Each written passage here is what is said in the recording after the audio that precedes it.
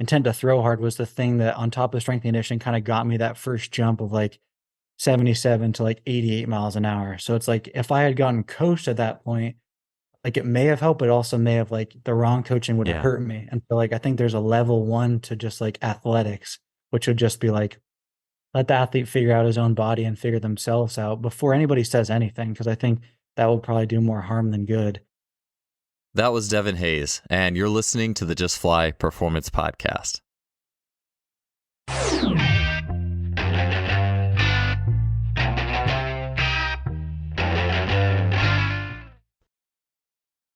If there's one thing that has completely changed my approach to supplementation, it's been finding performance herbalism.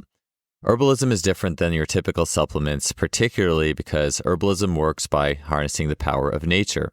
It involves using tried and tested, high-grade, well-sourced herbal compounds to make a difference in your energy, strength, boost your hormonal system, and improve your overall vitality. That's what today's sponsor, Lost Empire Herbs, can bring to you. Whether it's through Shilajit resin, which has been highly recommended by many coaches for improved strength, mushroom tinctures for immune support, combination packages such as the Phoenix formula, which is one of my favorites, Lost Empire Herbs has the supplements that will help you in achieving your performance training goals. If you want to check out some of my favorite herbs, you can head to lostempireherbs.com/justfly and use the code JOEL15 at checkout. That's JOEL15 at checkout for 15% off. Lost Empire Herbs is a great company, and I hope you get a chance to check them out. Welcome to another episode of the podcast, and thanks for tuning in. My guest today is Devin Hayes. He is the pitching performance coordinator with the Detroit Tigers. Devin has experience with both strength and conditioning and pitching performance. He's worked in the NCAA, the private sector, and has trained athletes from high school all the way up to the major league all-star level. In today's episode, Devin will be getting into the elements of throws training or overhead throws training and emphasizing the rotational pieces as well as talking about the linear aspects. He'll be talking about his recent journey into javelin throwing and how he's infused some of the knowledge there into overhead throwing as it relates to pitching. We'll be getting into some of the different throwing constraints for overhead athletes and some of the various techniques, the side bending elements that go into overhead throwing and the multilateral components. We'll also be getting into athlete autonomy and the learning process, whether you are a pitching coach and baseball coach, a physical preparation or strength coach, or just interested in human performance. There is a lot of really interesting and cross-linking information into that total human performance equation today, and I'm excited to get you guys the show. So let's get to episode 388 here with Devin Hayes. Devin, I know in watching some videos of yours that you have taken a turn to javelin throwing, which is really interesting. I was really curious to ask you a little bit more about that. I know I've seen in track in my college days, sometimes people would get the baseball pitcher. Oh, this guy's going to throw javelins so well. And then they hit themselves in the back with it. It's just a different pattern. But what have you learned in that journey in learning how to throw javelin, having that baseball pitching background? I guess for me, it started as I'd been throwing a baseball for like 15 years. And actually another coach when I was at Tread said, I think you need to forget how to throw a baseball in order to try to throw a baseball hard again. And so it was first a self-experiment of, okay, I'm going to take, a couple months off throwing baseballs and then, find something else to learn to do. So I picked javelin. It was more so, I think I could be pretty good at it. I know Driveline, another facility out in Washington, had this thing where I guess the USA track team asked them specifically, anyone who had thrown over like 90 miles an hour, we want you to come like try it and see how far you can throw a javelin. And so I had seen some of those videos in the past and I was like, I think this would be a fun thing to kind of like dive into. So obviously research guys like Vetter and their training and kind of was interested in just, learning to throw 90 meters. First day, threw it about 4 meters, it bent sideways. And I was like, this is going to be really hard, but I can put my focus into something that isn't baseball. So let's just see what we can do here. Yeah, it is interesting too. I think just as I've seen it, that pattern is so different where with baseball, the elbow has to bend a lot earlier versus javelin. You keep that arm back and straight so long. And it makes me think, actually, I think Jan Zalesny went the other way, who has the world record in javelin. And I want to say he got a tryout with the Braves at some point. And I think they said he was just smoking it, like throwing heat, but I think it was going like over the backstop or something, like it was going over the catcher or whatever. Just couldn't like get it down a hill after throwing the javelin upwards at that higher angle all those years. I've heard some stories, I don't know if they're actually real or not, of like I think it's like a 400-foot throw with like a golf ball, and like he was mid to upper 80s off the mound, having no, ability to get downhill. But it is like interesting learning how to throw the javelin now. It's like one, you're kind of driving in supination the whole time. So in Mm, like pitching, you yeah. have like sometimes pronators and supinators, like the ability to be behind the ball or kind of drive the hand in supination. And so because of the spear, you have to like hold it in supination. And I'm learning from guys like Kevin Foster, Mike Stein on like the length of the pull for javelin is important, where you have this, massive spear you're trying to throw that's a pound, and you're trying to throw as far as possible. Whereas I think you can compensate more with a baseball because it's so small and so Mm, little, like yeah. 5 ounce. I think the body can compensate to throw the ball fast. Whereas with a spear, if you compensate, it's not going to go far. So I think that was something that I'm learning with throwing. It's like range days, they call them, where you go out and like throw it, 80% or something, seeing how easy you can throw it far. Just kind of like getting the patterning down has been huge in terms of just like figuring out, the actual pattern that's needed to throw a javelin versus, this tiny ball that I can just cheat Mm, and compensate and muscle up, and just like try to throw it hard. You're not going to do that with a spear. It's going to go like 20 meters and it's going to throw sideways. So it's been fun to like, okay, how can I contort or move my body around, making this spear go, as far as I possibly can, um, in supination, which it's been fun. yeah. So yeah, the supination being the more like externally rotated position, like in the Yeah. versus. Yeah. So length, like super long arm, and then just like because you're kind of holding, there are a couple different grips you can use, and I haven't played around with all of them. There's like a fork grip, which is more of like your hand is underneath the javelin almost, and then you have the two other grips that are more like supination. You're kind of like holding it on the side, so it's like this massive external rotation and like hand is supinated, like holding it on the side. And it would be similar to how you'd throw like a slider or a curveball in baseball. And so like some guys can do that really well, and they're, known as supinators, that just the way that they impart force on the baseball is kind of like supinate a little bit. And so I'm now having theories about guys that may throw javelins better, just based on how their body naturally is able to like unwind in the throw. Yeah, I know. I my upper body or my the way my like arms sit is more externally rotated, and then but to be norm, if you look at me from the front, my hands almost kind of come towards the center. Alex Effer, when I was taking his course, called it like valgus arms or something, and I've been like very self conscious of it since then. But I think about being a javelin thrower, that put me in that position. Like that just felt so natural and normal. Where it was actually a little bit harder, just kind of, and because I did pitch a little bit when I was like 11 and 12 until I hit some batter my first time trying, and then I don't know, my coach just put me in again, and then I just got like basketball and track after that pretty much. But I felt yeah, like it was always a little bit more of a just a natural feel for me, whereas the baseball, it was something to do with the internal rotation factor of the baseball itself that just made that javelin a little more natural piece for me. I mean, I loved throwing when I was little, and who knows, maybe if I would have kept throwing baseball or pitch throwing baseball, that's the thing. Being a pitcher through high Yeah. school, maybe things would have changed a little bit. But just as it kind of naturally sat, I always just had that natural external rotation feel. Lucky you, because it probably would have worked out for baseball. Like I am the opposite, where I am a pronator. Like I like to just be, and they call it like spinning efficient with a fastball, like a pure backspin, where I like to be behind the ball, Mm, like through release. And so, I could throw fastballs or four seams that have good efficiency, but when it came to throwing a curveball, I could try to throw as hard as possible. And my hand and my, arm did not like being in that supinated mm. position. And it'd be like 20 miles an hour slower than my fastball, where like some guys are like 5 to 10 off, just because that's how their, arm wants to naturally unwind. And so for me, it was like, again, learning the javelin, hopefully I go back to throwing a baseball and I can rip, breaking balls, because, I've just been training javelin for the last 6 months, and my body hopefully tries to figure out how to favor that position throwing. Yeah. So if I ever transition to, I don't think there's any sort of like, there's like adult softball or whatever, but I don't think there's a whole lot of adult baseball leagues relative to softball. But if I ever pitch, again, I would do curveballs would be my thing if I'm more externally rotated or something I'm more Yeah. like suited towards. Yeah, it's just like basically if your hand's going to favor this like external rotated and supinated position, just anything that's going to do that, like curveball, sliders, some like seam shift sinkers, like we've, found when I was working at Tread that guys, pick that grip up and it's harder than they were throwing Mm. fastballs just because that's how they wanted to naturally throw the ball. Yeah, with javelin, I'm curious. I've had Stephen Jones on the show with cricket. I've seen a little bit of some of the pitching, some of the different drills and setups with like the medicine ball and pitching. But I am curious with like cricket, you get a run up, and you're getting the run up and some of the crossovers and I like thinking, and I think a theme of this show is not only pitching, but also multilateral athleticism, rotational power. And do you feel like, what is the value in the run and combining the run? Do you feel like there's application there to just, standing start pitching, and any favorite moments or drills or things you've learned that you think could cross over to somebody who might just be starting from a standing position?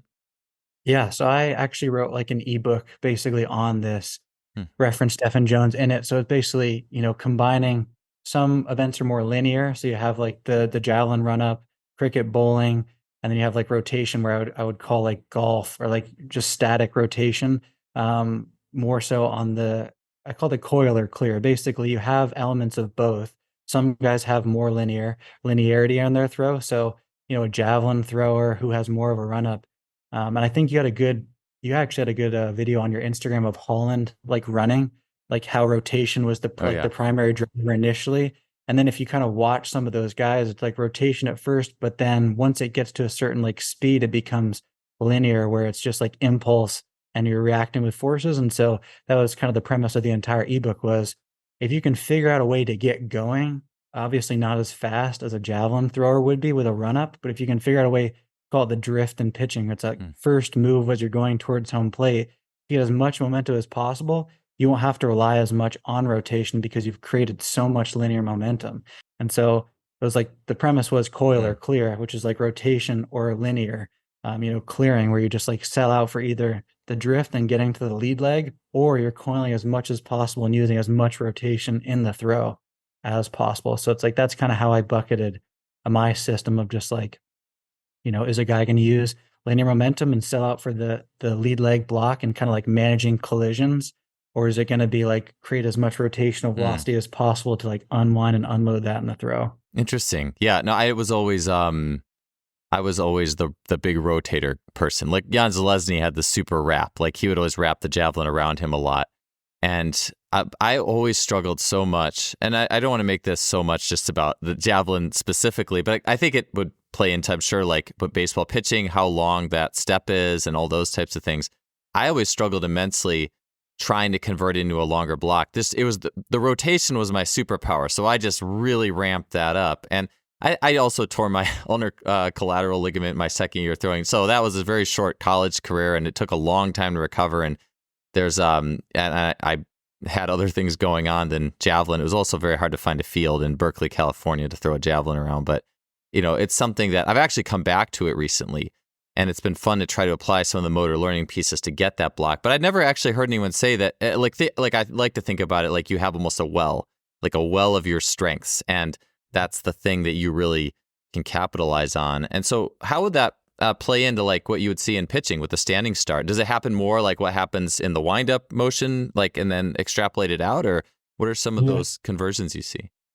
Kind of digging it back, it's something easier done with the windup because you can create more momentum, but guys kind of learn it a little bit better from like the stretch position. So if you're able to kind of like shift your weight and get into kind of that drift longer, and so it's like basically just thinking of, am I able to go towards home plate before I get into my back leg? That's just creating a bunch of like potential energy to then you can Hmm. use down the chain. So it's more so that piece of, is my first movement going to be more rotation based of, trying to get my pelvis to coil over my back leg as much as possible? Or am I just going to get as linear as possible and try to like get myself moving and then just prepare for the block where I Hmm. can send energy up from the lead leg into the arm because of all this energy that I'm creating? So it's kind of like it's interesting to see there obviously like the answer is both. There's going to be both pieces to it. But that combination of, 70-30, 80-20 of like, what a guy's strengths are. And I am kind of curious too for you. Are you like a more lax mover? Like do you have a lot of mobility, like laxity? Oh yeah. Yeah. When I sprint, that's a big thing for me is actually my arms let out too much slack. and it actually Yeah. slows down the cycle. So part of me just even sprinting faster is finding ways to basically take that slack out quicker and keep everything on timing. So, and I think a lot of that's just when I grew up, like just loving pitching and throwing when I was like a kid, like 8, 9, like watching pitchers and trying to emulate them. And that was the thing I was best at. That laxity definitely stuck with me. Even the way I high jumped and everything, it was like a long, slow kick. Like, and people would make fun of me because it threw all these weird rotations into the high jump. And so my life now almost, and it's kind of sad because I'm not, I'm 40 now. And so I'm not quite what I was when I was 21, obviously, from just a raw capacity. But it is fun to learn how to, or to experiment, to play with letting things come back faster and seeing how that goes. But sorry, I'm being like super long-winded, but my natural abilities are certainly much more like, you could say loosey-goosey, for lack of a better term. Do you feel like you've gotten stiffer over time in like a good way, maybe for some athletic events? Yeah, funny enough, I would say as I've sprinting has been much. I mean, it's always been a big thing on my radar, but I think in the more, I would say in the last 5 years, it's been one of the primary focal points of just my own workouts. Like twice a week, I'm doing sprinting, and I'm always at least one of those, and oftentimes two. I'm usually exploring the sprinting in various ways. And one of the low-hanging fruits I found for me is making it more coming from the center, the origin point coming from the center to keep the timing better so I don't get too strung out. And in that process, I've actually seen my musculature change from someone who's more externally rotated, almost maybe, yeah, like that, just long, lanky, like a pitcher who likes throwing breaking balls type build, to someone that actually has more musculature that's more like you would see in a 100-meter sprinter. Not entirely, but that physical change has accompanied the way that I've also engaged sprinting and running. That is interesting. And I'm sure you like ISOs, like your body responds well to ISOs too. Yeah, I would say so. I mean, I think the big thing that I've gotten, if you're talking like the long duration stretch range ones, a lot of that's just finding that expansiveness and tissue quality that has really been a marker of my athleticism throughout my, like you could say, my peak years and even now. And then the like max ISOs, explosive or yielding, I always like those for the nervous system too. So I like both of them. But yeah, the expansive stuff I do really well with. Yeah. I think when I trained with Brady Volmering a couple years ago, and he was big on like the 5-minute ISOs, and so that was something that I hated doing them, but also always felt like good after, just like a 5-minute lunge or like trying to hold as long as possible in a push up. And so it's like I wasn't great at them, but I also always felt like good after. Oh yeah. Yeah, no, they're amazing for that. Like they're a game changer in my opinion. It's just getting people to finding the path for people to feel that optimally is the skill there. And cuz it usually works pretty well for a lot of people, but some people need different rep ranges and things like that, or different time introductions to it all. Versus just, I mean, I think 5 minutes is awesome, but it's getting people there in a way is also something that's a skill. I was going to ask you a little bit, Devin, about like, so that the linear, like the glider and the rotational person, I was kind of curious how that breaks up in like, if you watch like their running, if you watch things they do in the gym, are there things or categories that you see? I guess we all like putting things in buckets, right? Like, oh yeah, like, elastic and power and this and that, like it's fun to do that. And I know not everyone's going to sit in the exact same bucket, and there's going to be iterations or wide, narrow, infrasternal angle. But is there just general tendencies that you tend to see from people who like love winding it up through the rotation up top versus people who might be more that, hey, I'm going to glide out forward, hit that block, and who are really good at that blocking? Because I've always found, like, because I didn't have that in Javelin, like that, like Johannes Vetter getting that foot way out there. I mean, even in high jump, I would say my last step was always a little bit shorter, which people like a lot of track coaches like that. They're like, oh, do a short last step, but then the person who's designed for the longer last step, that messes up. There are those athletes who do well with the longer one, and so and I always wish I would have explored that a little bit more. And I wonder what I did Yeah. naturally. But anyways, curious on your thoughts on those universal principles. I'd say it would be easy to say, yeah, watch a guy run and then like just, tell him he needs to rotate more. But honestly, is most of it would be just be trial and error of like, getting them to feel what it's like to do either. Like figure out what it's like to have more momentum in the throw, and then what's the feedback like if if you've been training like I have for the last 6 months with an additional run behind me. I've gotten super linear. Maybe I've maxed out of that linear side, and now it's back time to go into that rotational element Yeah. of it. Like I said before, I think it is a little bit of both, and it's more so finding a guy's limiting factor currently, and then kind of just like tapping into that. Yeah. In the simplest possible way, too, and you could even liken this to sprinting, is just do things that are a little bit of both. Like in sprinting, you can do like a stride ladder to work on the linear. You could even say the word projection aspects of linear sprinting. And then you could also do some rotational movements, like with a medicine ball. And so you could just do both and on the most base simple level, and then see how people problem solve each one of those. So I'd be curious, in maybe something like pitching. I mean, maybe it could be, I wonder if there's like that simple starting point as well. Yeah, I written two like progressions out of a coil progression, a clear progression. Basically, like here's a rocker drill, such as a drill in pitching, where you're just stationary basically, and either you're just picking more up and down, staying kind of in that like vertical plane, or it's you're coiling into that back leg and just like feeling rotation. And so is it slowly progressing from a constraint, most constrained to like least constrained, like dynamic drills of, backpedaling into doing like they call it turn and burn, which is like, Yeah. it's like a pull down or like a javelin throw, but you're backpedaling into it. So that's honestly something I haven't tried it myself yet, but something I was brainstorming for like javelin throwers. Hmm. Most guys are full linear sprinting before. If a guy needs to train rotation more, he could either backpedal into a javelin or train something like the shot put. So that's something now that Hmm. I'm learning more. So researching events besides like pitching and baseball, it's like how do these other, track and field sports produce distance, which could then, transfer into velocity in pitching. Yeah. Yeah, I saw you've posted Ryan Krauser too with the shot put. And I do think studying, like if we are doing in the movement space in any form, it definitely pays dividends to study all forms of that. From shot put to javelin to whatever. There's always something to learn from, especially from the best. They're always doing something that just works so well.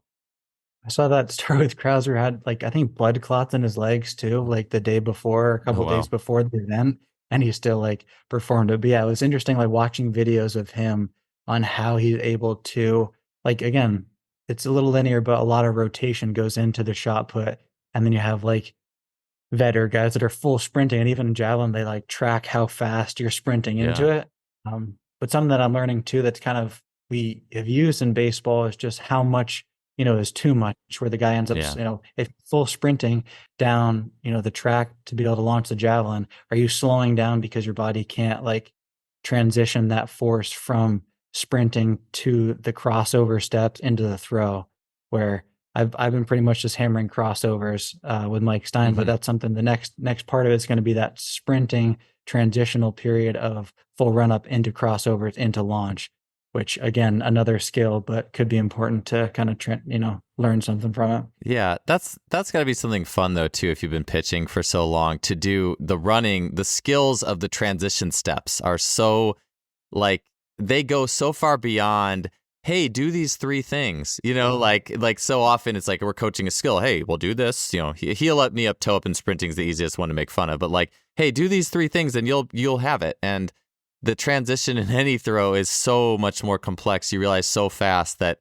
just do these three things is not the thing. It's kind of like even any transition, really. I think even like the second pull in an Olympic lift is very similar. That's something that's very hard to say, well, just do these three things and you'll get it. There's so much like feel in that transition, or even like the curve in a high jump or something in preparation to take off. It's those transition states are the ones that it's almost someone should list them out, like here's all the transition states that exist in sport that you're probably not going to be able to coach by saying do these three things. It's a feel. They really teach you to the art of coaching, the art of movement, and the art of learning.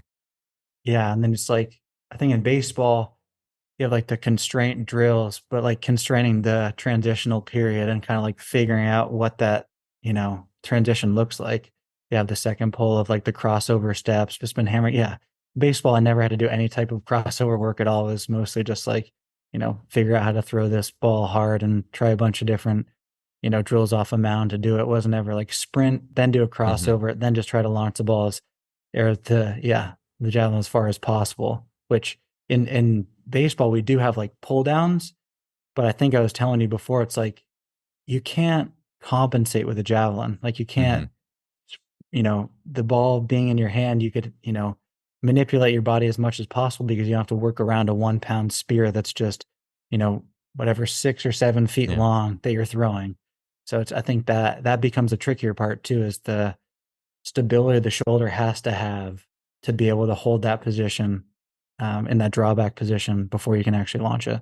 Yeah. If you think about like that tractor well, like Franz Bosch, the tractor well and fluctuator landscape that's in the book that he wrote, there's like these wells of that attractor, the commonality, and it's a baseball is 5 ounces, right? Something like that. And so it's like that's a small well. A 1 pound spear is a lot bigger well, and you think about how that you self-organize around that, whatever the depth of that well is.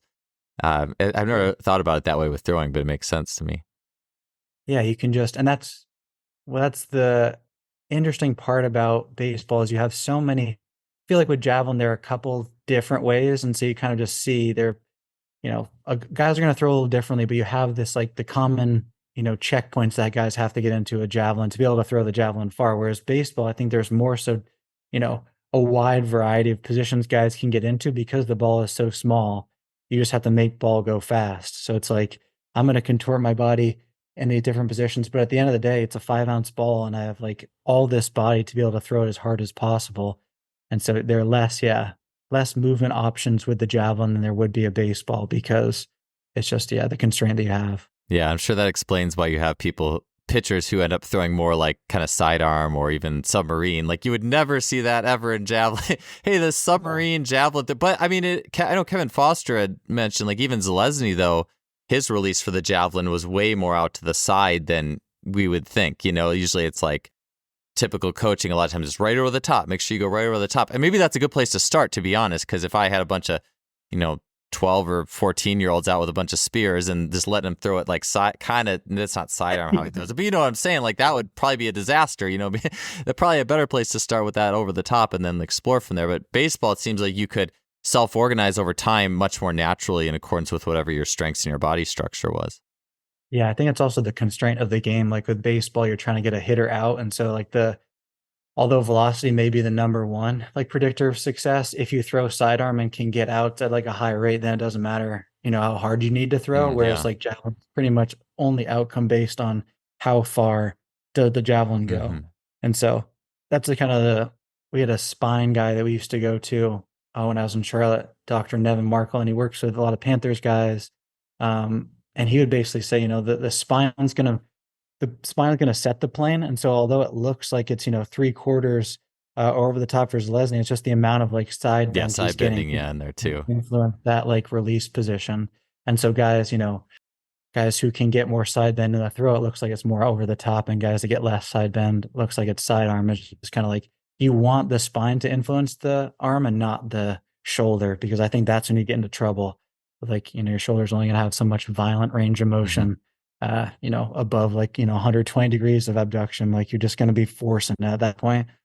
Yeah, is that with that side bending? I'm glad you mentioned that too, because yeah, that's it's like every action has the reaction. The side bending is what created that like lateralish arm position for him.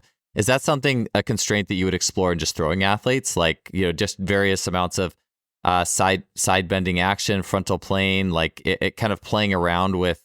I think so often probably we would think, right, like other things would be more common in pitching coaching, but is that something that is also a variable that could be explored in that format? Yeah, so that's something that we learned when Dr. Never went through it. It was basically like if you have a little bit of like lordosis and side bend, it creates rotation, and so it's like guys can create Hmm. some rotation through the spine by that movement, and less about like pure counter rotation of the torso. And so it's more so some guys favor that side bend position versus rotation, and you kind of want to play around with what you know, with coaching feels the best, but also like what creates the best outcomes there too. Today's podcast is sponsored by the Plyomat. The plyomat is a jump testing device that allows you to instantly receive ground contact times, jump heights, reactive strength measurements, and more in your training populations. It's easy to use, accurate, and affordable. And an awesome feature that I love about the plyomat is it easily allows the connection of not just one mat, but you can string multiple mats together for use in things like multi-hurdle hops and bounding situations. I absolutely love the plyomat, recommend it. And to check it out, you can head to plyomat.net. That's plyomat.net. Today's podcast is sponsored by TeamBuilder. TeamBuilder is an online software for coaches and trainers, and I've continued to hear great things about the TeamBuilder platform. If you're looking for either an in-house training portal for your training groups or an online training hub, be sure to check out the TeamBuilder training software. Yeah, it kind of strikes me that maybe, like I mentioned, if you were really good at rotation, I wonder if there's a possibility you could self-organize all those years without really getting into side bending much, and like all of a sudden you are exposed to that a little bit. Wow, this is some interesting possibilities here, and just like putting that in the tank. I mean, again, this is just me kind of even just speculating, just thinking about things and making connections, just because that's not. And I was only saying it too in my own javelin throwing. That's something I bought a javelin last year and was messing around, and I think Kevin made that post, and I was like, it does feel a lot better to side bend and throw it kind of like Zalesny does, and just like experimenting with that every other throw or something, And I wouldn't have otherwise started to put that in my system, and I'm glad I did for the exploration factor. I think good too. The video that Kevin had was a good representation of like the side bend leading, because I think if you were to purely try to sidearm a javelin, I think you'd either snap your UCL 100%. or Yeah. go, some crazy direction. So it's all like, yeah, the side bend creates that angle that allows him to, perceive over the top, but is actually not.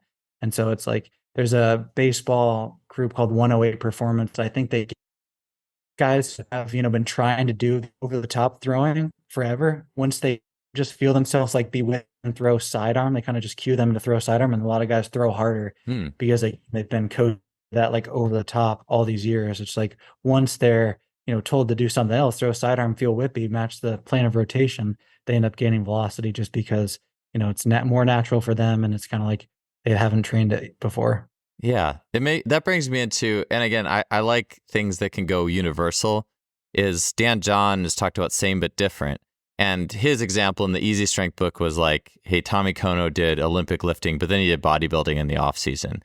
But in some ways, like a baseball throw over the top, like very over the top versus like a sidearmish type throw is kind of same but different, and so it's interesting. And I also say that in context of, I don't know if this would fit in, but I really like the exploring or amplifying the error type thing.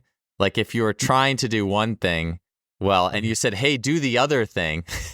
I don't know, it almost feeds you all the other information. Like I've worked with swim coaches who loved doing backstroke, like to warm up for freestyle. They'd be like, yeah, we did 5 100s backstroke, and then the freestyle was like on fire. I was like, I've never had the capacity to do that swim workout well. I'm almost drowning after the warm up with most people's warm up. So but it's interesting to think about how, one skill can potentiate another, regardless of what it is, too. It could go for a lot of a broad brush of things. Yeah, wonder if it opens up like more neurological pathways too, that just like, movement solutions, things like that, where a guy, hasn't explored throwing sidearm, throwing different positions. That's like an exercise too of guys, play around with different arm slots, moving around in different directions, and, what feel is that going to lead to, which could end up being, the difference maker in them throwing harder or not. Yeah, it's an interesting area to, like I think that's one that really could go down the rabbit hole too, because there's I think there's sports and ways you could take it, and there's probably some nuances too. Like if all you did was throw the javelin and then you went back to throwing the baseball, like 2 years of throwing javelin, you went back to throwing baseball, it would probably get kind of weird if you're like a pro level pitcher versus things that are in the scope of baseball itself.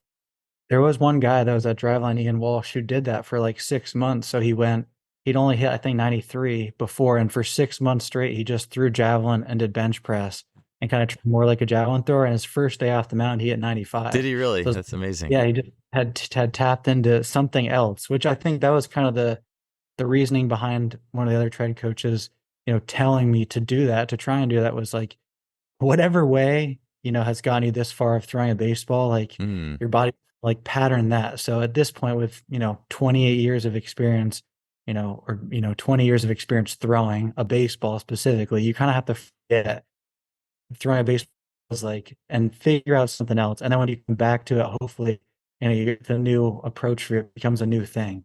Even with lifting, anything like that, you get away far enough away from it that when you come back, it Yeah. actually helps bring it all together. Yeah. Yeah. I agree. I think that's to the value of elimination and reintroduction of variables. I think sometimes coaches, and I know I've even been here at various points throughout my life, and then even in like the college coaching setting, is you have all these things in the program, and sometimes you get so attached to them, you don't want to take them out. Like, I got to have this in, I got to have this in, I got to have this thing in. And then I very purposefully will take out things, especially, honestly, things that athletes like a lot of times in track, like athletes like Olympic lifting. It does fit with track and field really well, I find. And I will not let people Olympic lift generally for a while, partly because it's like, well, one, I want you to be more sensitized to it when we do get to it.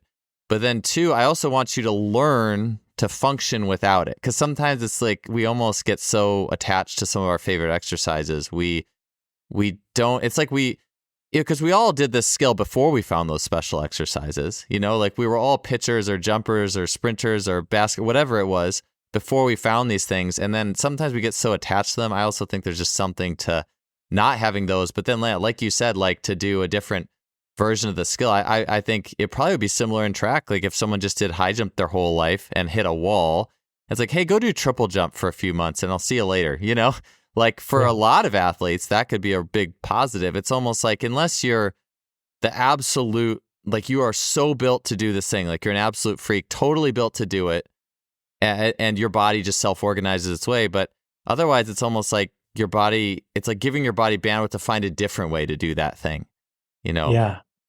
I think it's like the kind of joke about manipulating stimulus. So like the stimulus a guy is getting, especially too for throwing. Now, the more that we talked and I think about it, like if I'm trying this position of like deep pull, maximum like external rotation, and if anything too, throwing a 1 pound object for a year or for 6 months straight, probably going to give my body a little more external rotation, like in the throw as well. So if I just go back to a 5 ounce baseball, probably be able to, if I can figure it out again, throw it harder, just purely by that, like the simplicity of just been throwing an overload object for a year, that if I can like move similarly with baseball that I have with a javelin, like I should be able to throw it harder. But yeah, that is the fun part on the coach side, is like you can change out different exercise. You're manipulating the stimmies that a guy's or a group is getting. So like trying to the right thing at the right time is kind of what you're playing around for, at least like generally. Yeah. With pitching too, it seems like because pitching, like you said, it's a light ball, so there's a lot of options too. It seems like there's almost, it would just strike me that with maybe there's more ways, if in terms of how to throw 95 miles an hour or something, that maybe there's more different ways and options to leverage what the body has than maybe other skills. Like I think something like sprinting, even things like, that are a little more complex, like jumping or jumping off one leg, I think there's still options, but there's not nearly as many. I feel like in throwing there's way more, like there's a lot more ways to like, oh, I ran out here, well, let me try this pathway because it's like upright and all these ranges and degrees of freedom versus other skills. I'll say that too. I think there's probably a million ways to throw 60 miles an hour, and then as you get to like 90, there's probably like funnels a couple down. hundred ways to throw 90, and as you get, because I think you learn that the more you watch the highest level throwers, and it's pretty similar to like the guys in javelin that throw like 95 plus meters or like 90 plus meters. There's like specific, not positions you want to hit, but there are specific, like the body can move so many ways. Like you're starting to limit the number of options that there are to get the body to get this like 95 miles an hour, 100 miles an hour. Like you watch the guys that throw 104. I think there's only probably, a couple different ways to throw 104, but then as you kind of get towards that like 90 miles an hour, and that's why I think, 99% of people that play high school baseball, if you give it enough time, I think you can throw 90. I think that's one of the questions people like to ask. Do you think everyone can throw 90? And I'd say like 99% of people. Depends on how much time you want to give it, because you could give it 5 years, And I think some people can get you to throw 90 miles an hour, but it just depends on how much time you want to take. Yeah.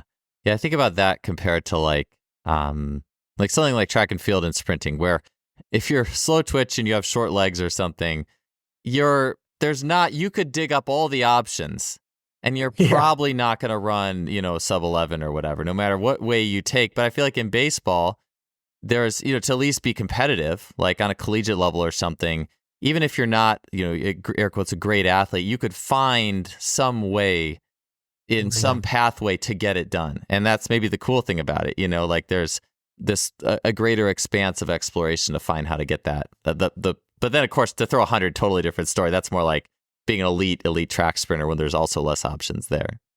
Yeah. Then it's like you look into it and most like, and a lot of the guys that throw 100 miles an hour are all like 6'4", 6'5" Mm-hmm. plus, and you just look at lever length and like the cooler guys to watch and try to figure out how they throw hard are the guys that are like 5'8" and like have to do some pretty crazy Mm-hmm. things with their body to create that velocity. Whereas, you know, if I see a guy that's 6'4" and halfway athletic, I just give him shit for not throwing 95 or 100. It's just like, you should throw way Yeah, harder yeah, because like your baseline is just way more, advanced than someone who is a lot shorter, just lever length wise. But yeah, all things considered the same, a guy taller versus guy shorter, the taller guy is going to throw harder. And so it's like kind of the fun thing to just joke around about. Like if you're halfway athletic, your arm moves decently well. There's just no reason why you shouldn't throw 95 if you're like 6'3", 6'4" plus. yeah.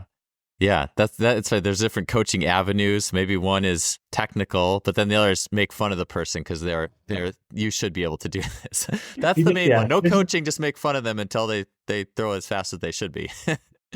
Give and take to it. Some guys, that is the one thing that they'll actually respond to, just a Yeah. little crap. Whereas like some guy you need 5-minute long explanation, where other guys it's just, you should throw way harder, just do it. And then they can just do it. Yeah. And fun.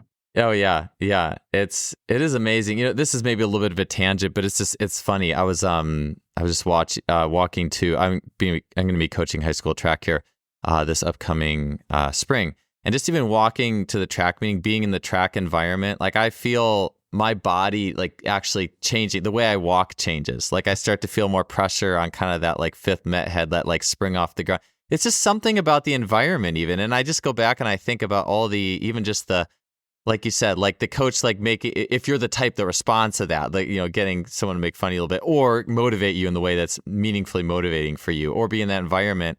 And sometimes the power and the technique can kind of, for that, come together in the way that made sense for you. And you don't always need that technical thing to encourage it. And I think back, because it's funny, like the feeling where I'm in that coaching environment, and how much more was that the case when I was like in college, walking into a meet, you smell the track, and I've always, it's like I become more and more aware that athlete who just does it, what are the things that help you to just do it, and just seeing what happens, without saying anything or anything. That was a total rabbit trail. Sorry about that. No, I like that. Like the self-organization, environmental, like I think that I'm like, I don't want to just say that my only coaching cue is giving guys crap, but there would be some guys that would ask for feedback and I would just tell them like, that's a level 3 or level 4 question. Like, let's wait till we get there. Yeah. So like, I think, the self-organization, like allowing the environment to kind of dictate where you're at is like level 1. I think you kind of have to explore, kind of like figure out, because I think that was in my own career, intent to throw hard, intent to do anything, like intent to throw hard was the thing that on top of strength and conditioning kind of got me that first jump of like 77 to like 88 miles an hour. So it's like, if I had gotten coached at that point, like it may have helped, but also may have like the wrong coaching would have hurt me. And so like, I think there's a level 1 to just like athletics, which would just be like, let the athlete figure out his own body and figure themselves out before anybody says anything. Cause I think that will probably do more harm than good. And then you can kind of progress to like the more tailored coaching of like things you're trying to see in the movements. But yeah, like I think there's a guy, Lance Wheeler, who a long time ago had talked about when you're playing catch with your kid, like they're watching you, just like elbow in, just like tricep extendy, pushing it back to you is going to be how they learn how to throw, because they're just watching you do it back. And so I think his thing was just like put all the balls in the ground and just have his kid, he set up one of those kiddie pools in his backyard. He just had his kid throw it as hard as he could against the wall and just react to the sound and try to make it louder and louder and Mm. louder over time. And so I think what helped me was my dad was Irish, came over to the US when he was 23, so had never thrown a baseball before, like learned baseball. So he kind of learned it together. There was no coaching from it. It was just mostly try to throw, as hard as you can, have fun, and then kind of just like build that up over time until we get to a point where you actually need coaching. Yeah. So I think so often like youth coaches, high school coaches, they just want to like project their own insecurities, their own coaching philosophy on an athlete rather than just like, why don't you for the next couple of years just like try to throw as hard as you can, and whatever happens happens. And when we get to that point where you need level 2 or level 3 coaching, then we'll have that conversation. Just like, I'm not just going to project how you should learn or how you should throw on someone who's never done that before. Yeah, I love that level 1, 2, 3 coaching. Like, I've never heard it laid out like that before. The thing that it made me think of was Dan John had said something, and it might have been the first podcast I did with him a long time ago, but it's always stuck with me. And it was something to the tune of, until you throw the discus like 180 feet or something in high school, like, don't ask a bunch of questions about periodization. Don't ask all this, about it. Just throw 180, do the basics and throw 180 first. And then we can start talking about some of these other things. And so it's like the same thing you're saying there. Yeah, you got to like earn it. You got to Yeah. earn Yes. whatever coach you're getting. I think I listened to a podcast with, I think it's Schlett Strength, the guy that was with the Suns and now he's with Yeah. Texas. And he was saying it's like a simple stage of like early athletics, simpler, like try to keep it simple as possible. Just throw hard, move your body athletically, don't cue. And then there's like a stage where, you have to get that level 2 of like, if a college guy is at 88 and he wants to get to pro ball and like self-organization isn't going to cut it anymore. He's like self-organized his way as far as he possibly can right now. Yeah. And then it becomes time to actually implement some sort of coaching. So I think the first stage has to be that of like, you have to give them, and I think it's just giving athletes a chance. Like, you got to give them a chance to figure it out. You got to trust them to figure it out rather than just like putting and, projecting yourself on them, because it's just like going to lead to, not great solutions. And then his last stage is like, then it gets more simple after, because once a Yes. guy's, gets to 95 to 100, it's like, don't mess him up. So it's like, there's like that middle ground level too, where it's like, that is where maybe the coaching gets into play, where you self-organize as far as you can. Now we can start to like hammer some specific individual movements if we need to. And then it's just, don't mess them up at that point. They have kind of what they need to. The only way they're going to get worse is if you tell them something and gets them worse after that. Yeah. I love that. Where did you get that from somebody, or is that something you kind of put together over time, like the level 1, 2, 3 coaching? Like what are you ready for from that perspective? I would say like it started off as like someone asking me a question about their back leg in the gym. And I would just be like, just make up a number. Like, that's level 10 stuff. You're only level 1 right now. Yeah. Like, you're only level 2 right now. Like, and that now it just kind of turned into just like the levels to just like coaching feedback and when guys actually need things. Because it's just, I mean, when you have guys over a long period of time, like some athletes for 4 or 5 years, you just kind of understand that you don't want to give them everything or give them all you think in the first year. Like, they have to still be able to develop, themselves. And then you kind of just like sprinkle those things in over time when they get to that point, and not just like here's day 1, do this because I told you to. Like, there's, and all depends on too where the athlete's at. Cause if you're a skill coach or, professional coach, guys have had 23 years of something else. And so you don't really have that organization phase as much as you do as a youth, athlete. Yeah. Yeah, that's really good. It makes me even think too about with my own journey in high jump specifically. I did a lot of events, but I know with high jump, my self-organization was trying to dunk. And it's funny because what that landed me, like I said, I'm whippy. And I played soccer. So it was like plant, and a really good high jumpers, they will plant, and they could still be a power jumper where they might like kind of drag their takeoff foot. But the higher the bar gets, the less you can really do that. I mean, some people still do have a little bit more of a draggy leg, but I was like the extreme. Like, my arms would whip like straight far back behind my body, really long ground contact times, basically just trying to get, I think my foot and ankle got really, really strong. And so it was basically like, put this really strong foot and ankle down and a big long whip that goes around it. And that got me. I mean, when I was in high school, I jumped 6'8" and did pretty well, but I basically got stuck there. Like, I got stuck at about that height first couple years of college training weren't very good anyways, to be honest. I was trying to be like an athletic training major, which was a horrible idea. So I didn't even, the practices with the team weren't consistent. And I did improve my technique a little bit. I think I jumped 6'8 3/4" at the end of year 2, but it was year 3 that when I went back with the team and training was just really good. Everything, training was much higher level. Other events got better. Lots of things got better. But my coach, the assistant coach, had told me, and he knew, he was so good, like mentally and emotionally. He knew I was a kid that struggled with being told how to do things. Like if he said, "Hey, you have to run the curve like this," I would have probably checked out. Like, I don't want it. It doesn't feel good or whatever. I would have not done well with that. But what he said was, he would just tell me of these like Russian high jumpers, and the Russians were like the best high jumpers or whatever. So he would tell me like, "Oh, well, one drill they do is they put the bar like a foot below the best and you just speed jump over it. You try to go for distance or whatever." I'm like, "Oh, this is awesome." So I was always doing it on my own. Like he sparked the autonomy, or he knew I had that high autonomy need. But anyways, just that drill and doing that, even outside of saying anything else, allowed me to, like we were talking about with trying the different throw or the javelin throw, that helped me to self-organize my high jump technique, that at the end of the year, I was actually doing things with my arms in the takeoff that they just kind of emerged. Oh, this would feel good.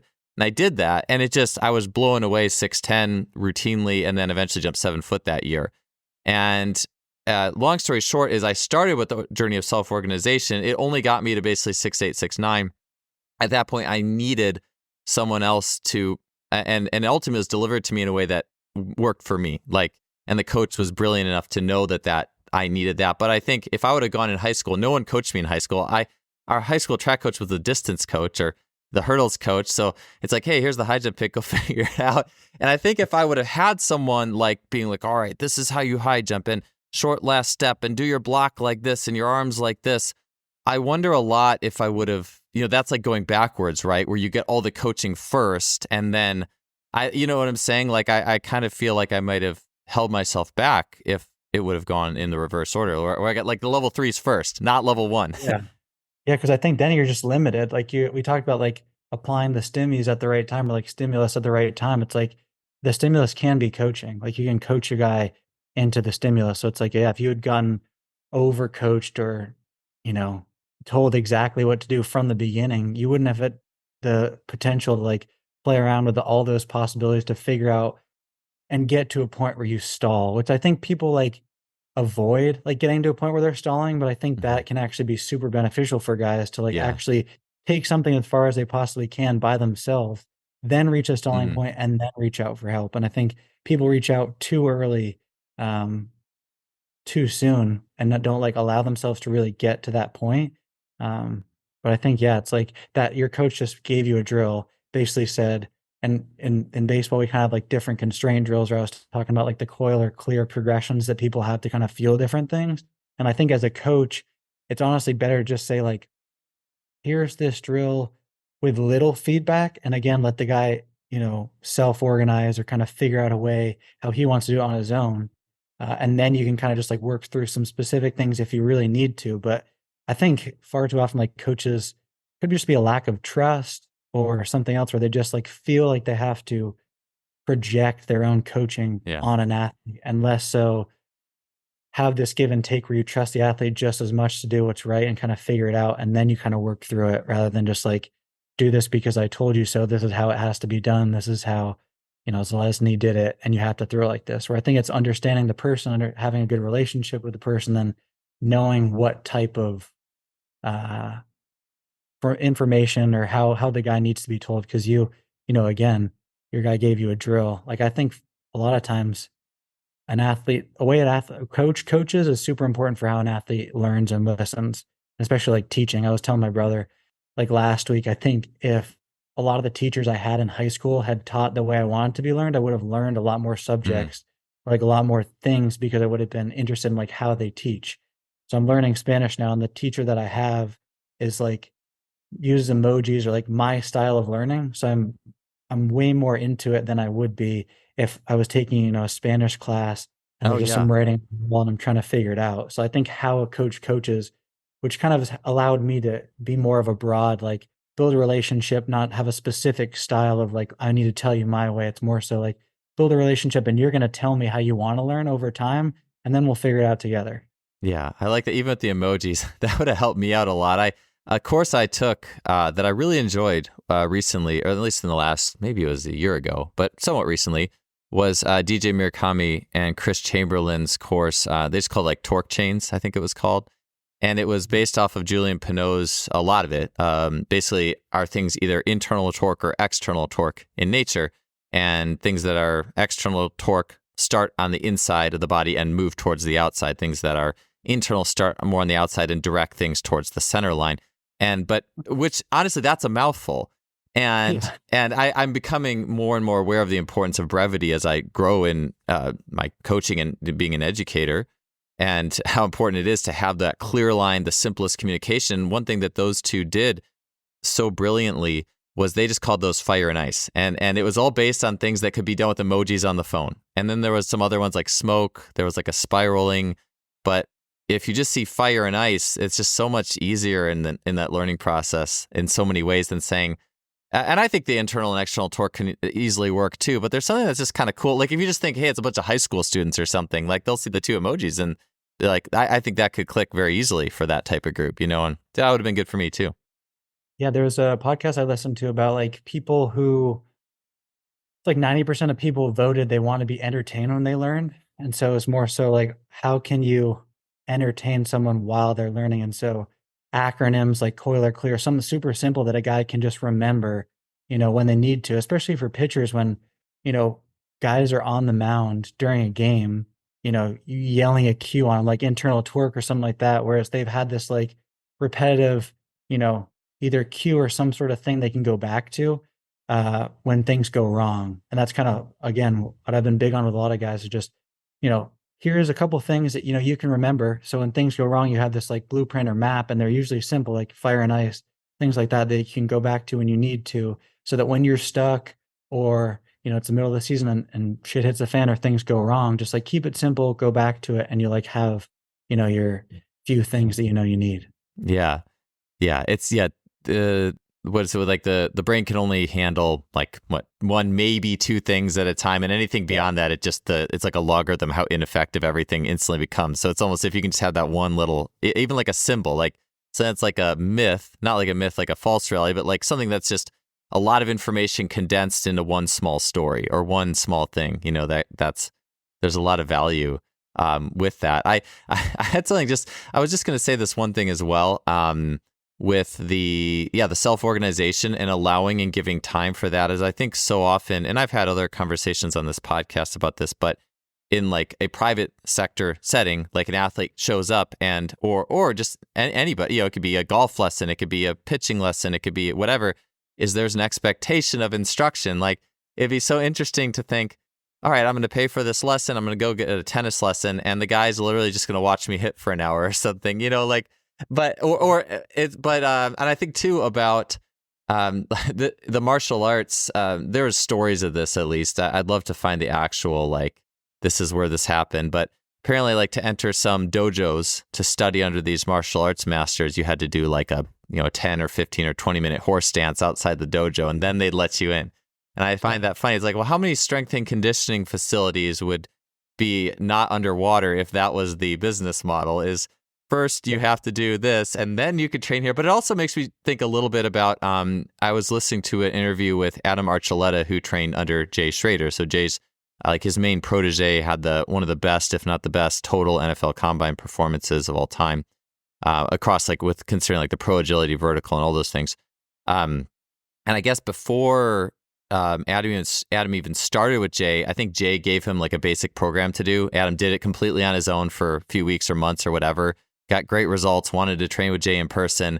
And I think Jay then like berated him for a few hours to make sure he really wanted it, and then like finally let him in, I think, at some point. But it's kind of the opposite, where we do live in this place where it's like, all right, sign up, get instruction. And it's very like, and again, I think there's good things to guidance, but at the same time, it's like, because that's almost how coaching is now approached, it's like, well, where is the space for the other things? And with the levels you're talking about, I almost think that's a good way you could almost put it. Like, hey, we're going through level 1. If you showed someone a pyramid, here's level 1. Here's what level 1's all about. It's about here's the container where you're going to figure these things out, and being able to And we'll use different constraints. I mean, honestly, it's youth. It's like what Jeremy Frisch does with all the youth athletes. Here's the big container of obstacle courses, and it's not like, oh, lift your knee like this to hit this obstacle. It's like, no, just figure out the obstacle. It's how we learn anyways. But I think sometimes we just need that like graph to also help communicate, hey, this is what you need right now. Yeah, I think I have 3 comments on that. One would be too, I think people like the level 1 self-organization, I think people kind of get to a point where they don't think that a guy can get to a high level just by self-organizing, where I have seen that before. Like, you don't have to do any coaching. A guy can self-organize, and you have a high school or college kid that has no coaching ever, throw 95 or 100, be a stud pitcher. And so those are the guys that you're like, at that point, they've already surpassed any level that I was going to give you. You're like, you've self-organized this far. I don't want to mess you up. And I think with Jay Schrader and kind of like that training style, once you develop the reputation, which I think is the biggest thing too, it's like early on, if your early stage of coaching career, I think you'd be hard pressed to say like, we're just going to self-organize and see what happens. Where I've told like other coaches starting out, you might as well just offer something for free. So you have subjects of, 20 to 40 people that are willing to try and do it your way without paying. And then you have like, the proof is in the pudding where you've done it before. And so now you can progress the second and have your athletes where, like, for me, starting out as a coach, as a strength and conditioning coach at Middlebury College, or even early on in like pitching, it's just like, I couldn't just say you need to self-organize. And that's like my coaching philosophy. Whereas when enough people see that it actually does work, then you can say like, this is how we do it. This is why we do it. And here's another couple hundred people that have done it in similar ways.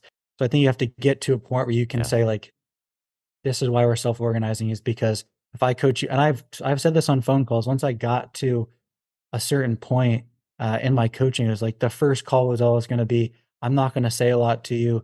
I want you to figure some things out. I'm going to give you some drills to play around with. And then you're going to come back to me and tell me what you think about it and how you feel about it. Then we can work through it together. I think guys were more appreciative of that than the guys that you walk into a gym and you just like give the same 5 cues to everybody throwing and everyone's doing the same drills. It's just like, no, I want to let you I want to figure this out together. It's more like a teamwork than it is like coach and athlete or coach and player. Yeah. It's like the X factor, or forgotten, or not forgotten, but like that thing is that other skill, that other thing is the adaptive process of the athlete. Like, it's like that adaptive process goes hand in hand with, it almost exists outside of the other, all the, here's 5 cues or whatever.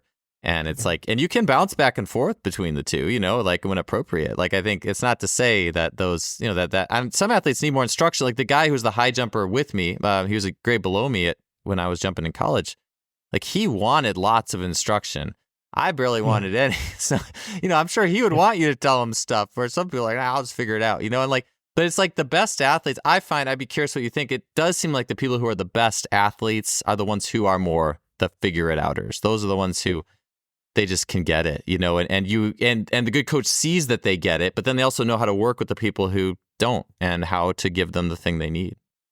Yeah, we have like the type of athletes that I've coached in the past have been the more like cerebral, I wouldn't say overthinkers, but like to think a lot and need a lot of explanation. Whereas some of the better athletes are literally just like, I think people have said this about some of the best big leaguers in baseball, like they're just the dumbest. Like, they don't think, they don't need to think. They kind of have figured it out, have had it. And so there's the pitcher, I don't know if you know him, Trevor Bauer, was like a balance of both, where he basically put himself in a lab and figured out how to throw hard.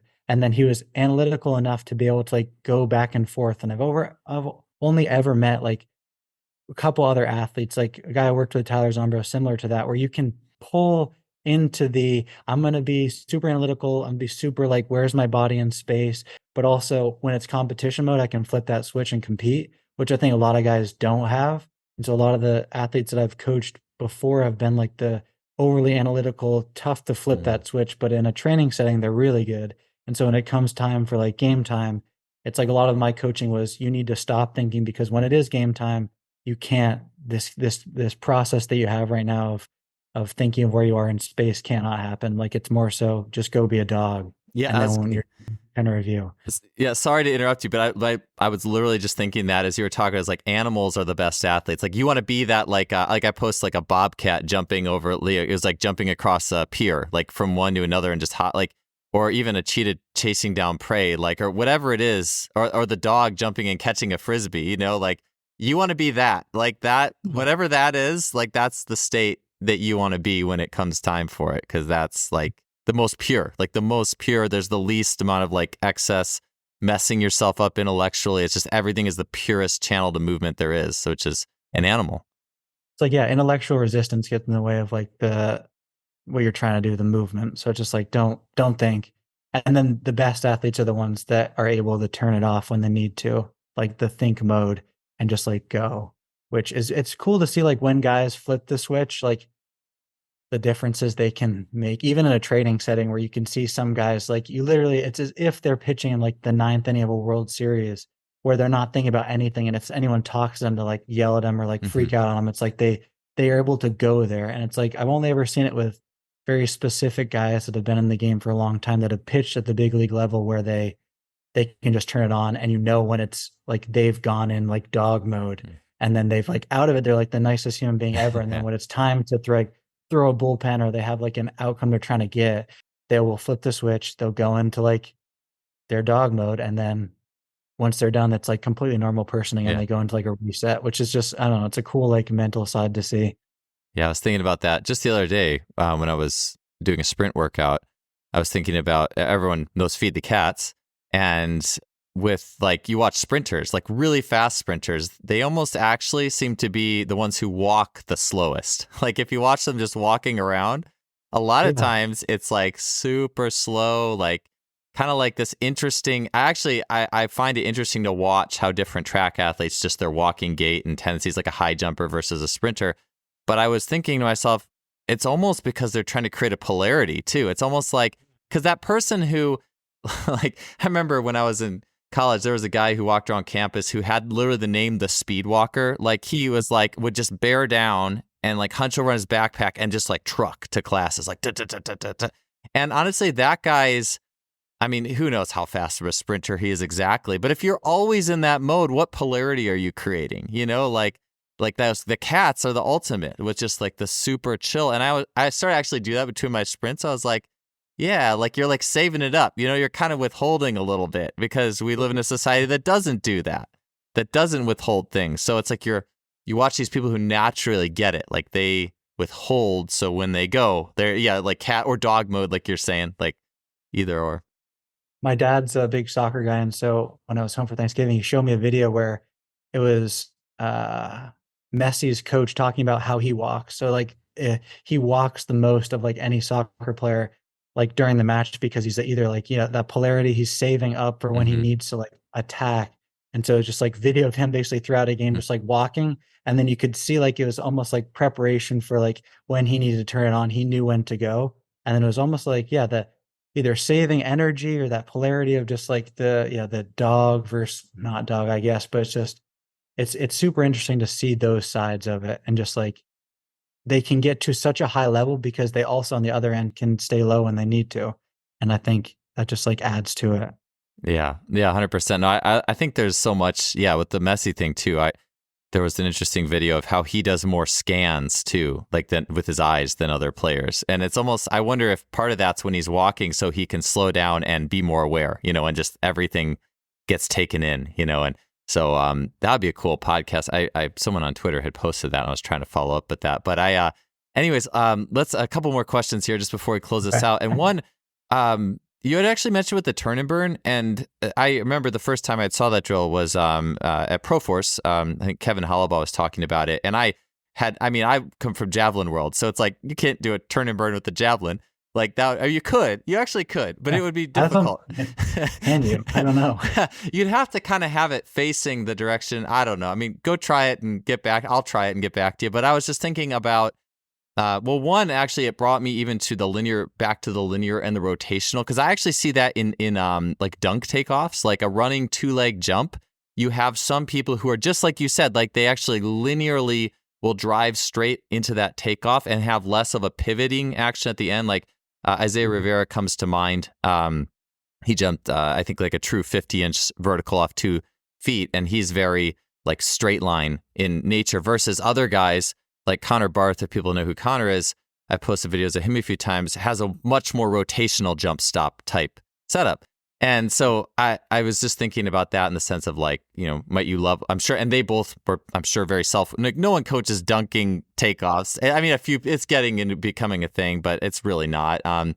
But anyways, I was just thinking about, I don't even know I went there. I just that's not related to my question. Sorry. Here's my question is with the turn and burn, it seems like that would help create separation, right? Like it gives you some speed, but then it puts the shoulders behind the hips, right? Like I'd be curious for you to expand on that and just in the scope of developing rotational power and similar ways with momentum to help build rotational power for throwing athletes. Yeah. So I think with the turn and burn, and this is like a case study with a coach that was at Tread, he had gotten super linear with like shuffle throws, any type of linear momentum. It was almost, you could just watch the throw and it's all in one plane. And so the cue or the drill was just, let's do a turn and burn to get you feeling some sort of rotation. And the feedback was like automatically a +5 mile an hour, like jump up in velocity. And so, yeah, there is, and Barry's talked about it all. There's like separation linearly, so like back to front, and there's also separation rotationally. And so I think the turn and burn, the way that you can coach it is just, allowing it. And someone had cued too. I'm not sometimes a big cue guy, but it's like that feeling of, as you're receiving a ball from the outfield. So again, like the constraint of the game, your kind of lower half unwinds underneath you, and then you're actually creating separation not only rotationally by like the lower half rotating first, but also the lower half is getting out in front of the torso, and you're creating again that side bend. So it's like that multi-plane separation that creates that velocity. And so like again, in terms like the bucketing of the coil or clear, you have that. If a guy gets super linear, add some rotation, and that might help that like the sequencing of everything as well. Yeah, that makes sense. What do you think that for something that's like a standing, that starts from a standing position, like a pitch or even like a golf swing, I guess? Do you think that with bringing a little bit of momentum, a few steps into it, can facilitate more side bending, like you said, like versus just, hey, you're standing there, and we'll try to wind up from a stand? Do you think that can facilitate by throwing more momentum and more side bending potential? Yeah, I was golfing with a buddy out in Arizona, and our one cue is just side bend as much as possible for it. But yeah, I think if you watch like, and that's another like golf that I've been interested in, the long drivers, the guys that do long driving, you can see sometimes when the pelvis does shift laterally, it creates that side bend for you. So it's almost like that movement of the pelvis kind of shifting to the left allows you to side bend and then unload everything. So that's kind of how, with the constraint of baseball on a mound, you're not getting a full run up. You have the slope. It's then about how can we use the slope to create that momentum into the throw rather than, if we have a full run up and I got a javelin in the hand. Yeah, that's got to change things a lot. When it'd be hard with the mound. Sometimes I forget that pitching, it's with the mound and the slope and gravity. Yeah. It's not like cricket or javelin. Like you have those pieces too. I think Adarian talked about it on your podcast. Of just like everybody's got 9.8, just like everyone's got gravity. And so like the slope of the mound, if you use it well, use gravity well, it's almost free energy, I guess. You don't have to like, do anything. It's not like purely muscular driven. It's just using the slope of the mound to give you, Yeah. One last just general training question as it relates to pitching is you mentioned like that guy who did javelin throw for 6 months and came back and some bench press and things like that. What do you feel like if there's like kind of top general activities for people who want to throw harder, pitch harder, like, sprinting, various sport play, like throwing shot put, I mean, that's not quite the, in the realm, but like, is there any things that you've become like really aligned towards you think are really beneficial for people who want to throw that isn't necessarily outright throwing? Yeah, I think, of course, it's the general, like, if you're super weak, probably lifting is going to help you throw harder. If you're super stiff, probably the relaxation techniques. I know we talked about like the shaking, the relaxing like techniques will help you, just like opposite ends of the spectrum or other sides of the spectrum. I think any type of like general lifting, once you get to a certain point, you don't have to continue lifting. like crazy. I think the coordination is huge. Austin Yoakum's got a lot of his warm-ups and activities that he does. Um, and then it becomes like you're training the athlete, and then you get that specific skill of like throwing, where it becomes those like the different plyo drills, the different exercises you can do actually throwing. But I think most of the time it's just general athletic qualities, and kind of like getting yourself out of what you're stuck in. So for me, the relaxation techniques have been huge, of just like Yeah. shaking myself out before training, and throwing the overload implements have been huge, of just like relaxing with it has allowed me to just figure out how to throw, which is, in general. Interesting. So a combination of like throwing an overweight ball with the like the shaking technique methods. Yeah. Yeah. Cause I think that's something too that it was implemented with baseball, is just overload and underload implements of kind of like, first it was plyo balls, which was Javelin created these squishy balls. Just get your mindset out of throwing a baseball. And so it's like you have a wall and you can throw a plyo into, and you're just focusing on the specific movements of the throw and not necessarily the throwing a strike to a catcher. And so it's like that can get you in the mindset of, either relaxing with the technique. Some guys who are on that loose end and are really good at relaxing, like finding the right times to be stiff or like create that stiff movement. But yeah, just getting away from, I think a lot of guys do the 5-ounce baseball off the mound and kind of forget that, like, if you just do that your whole life, your body only has that type of feedback. And so you kind of have to get away from that to figure out how to actually throw and complete the task sometimes. And then you go back to it. Nice. Yeah, that was actually something that was on my question list to ask you. I'm glad you brought it up, but yeah, those shaking movements, because, I've talked about those a little bit on the podcast with Aaron Cantor, talked about them. I was on Austin Yoakum's podcast talking about them. And you were the first coach I actually had seen that you're like, yes, I use these with my athletes. So that was Marcelo Peloso had a video, and I'll put that in the show notes as well. But tell me a little bit about some of the favorite movements, what they do, and how it really contrasts with how we're usually like activate this muscle. So yeah, tell me a little bit about your process and journey with that, those shaking and releasing motions. So Ben Bruce, the guy at Tread, used to and Kevin Foster did too, like the dead arm swings, where they would have like either plyo balls, you kind of focus on being relaxed. And so kind of like took that implement of like a couple shakes, at the bottom to like allow yourself feel the throw for guys. And it's basically just as relaxed as possible, just like let the arm be a whip. Because I think a lot of guys, again, with the 5-ounce, you add that like muscular tension and kind of just like try to compensate around things, where it's like a lot of times it's just be super whippy, super relaxed, and just like allow the throw to happen. And I think there is an element that you need to get like the throw to be electric that adds that like tension piece of it. But I think a lot of guys are already there too far, too much. They already like have created those compensatory patterns and they just need to relax. And so those dead arm, for me, a lot of times it does like that dead arm kind of shimmies, shakes, and just a couple of those into like a throw to feel like the arm is actually a whip and you can crack the whip. And sometimes I call it like wham throws, where some guys just like wham. I'm a big sound effect guy too. So it's like wham throws are just like relaxed, like the wham of the ball hitting the wall. Mm-hmm. Yeah, like you got the fire and ice emoji, or the sound effect. I think those say a lot of words. I love it. That's so cool, because it does with the heavy ball. In some ways, my brain would say, well, if you want to be totally relaxed, shouldn't you throw something lighter? But like you said, you might compensate by actually more tension, and it's almost like a polarity. Like the heavier ball forces you to meet it with more relaxation or something like that. It's almost like a deeper attractor. Or I don't know. It makes sense to me, at least what you're saying about that.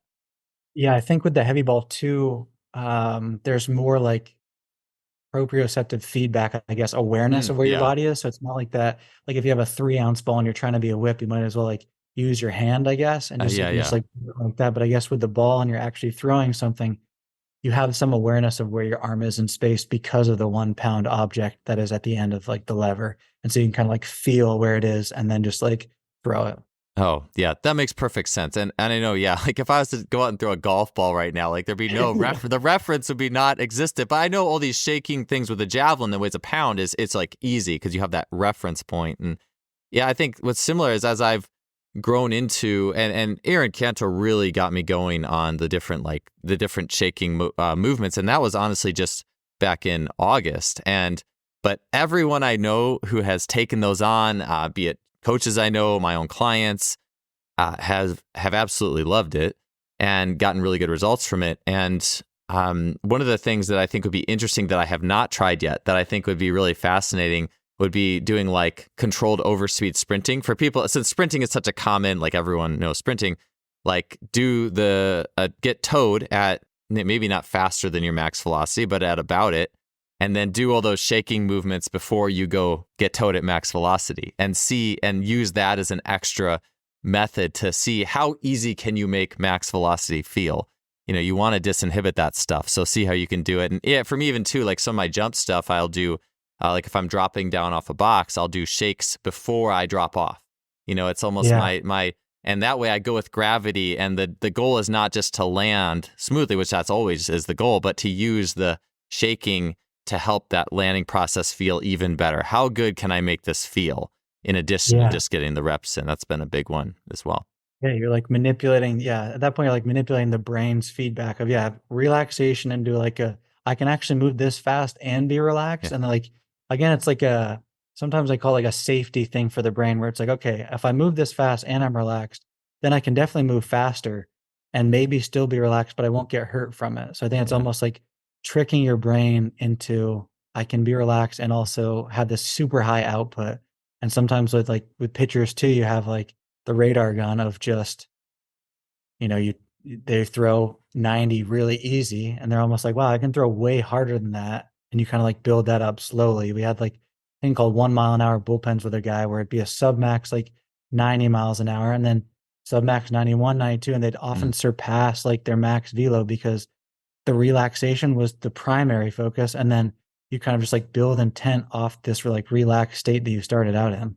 Yeah. It's like speed gate golf. And just seeing where it's just like, hey, just run through these gates at 10 meters at go 2.2 seconds instead of like 1.75 and try to get as close as you can to 2.2. And then how that sets the stage to just blow away PRs. And I think it kind of puts you in a more like that animal state too, where you're not thinking about how to do this thing, and you can hone into the relaxed state of being. And it's just more task oriented. Yeah. Less thinking, less interference, just, focus on the task.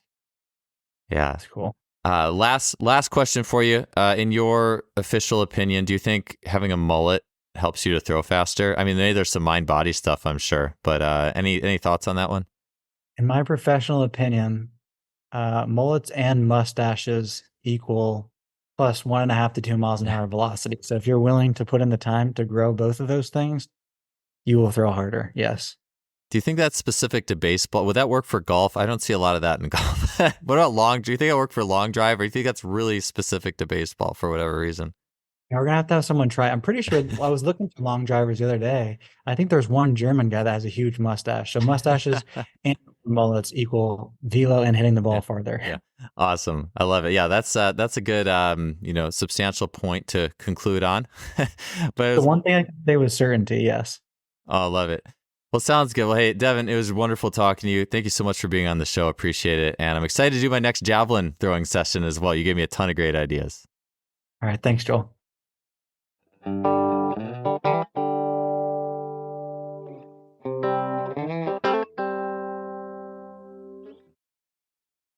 Thanks for tuning in to another episode. I appreciate you being here, and I'll see you next week.